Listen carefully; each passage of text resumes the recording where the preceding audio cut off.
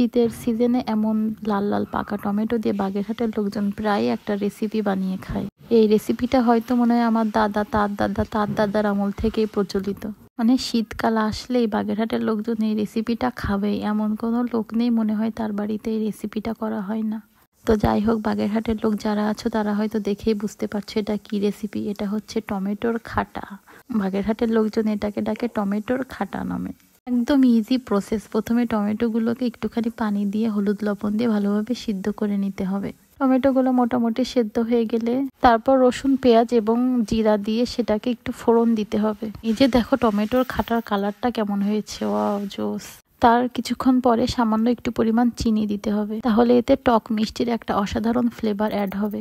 তারপর এটাকে আর কিছুক্ষণ রান্না করলে হয়ে যাবে মজাদার বাগেরহাটের টমেটোর খাটা। এটাকে তোমরা খাটা না বলে স্যুপও বলতে পারো, টমেটোর স্যুপ।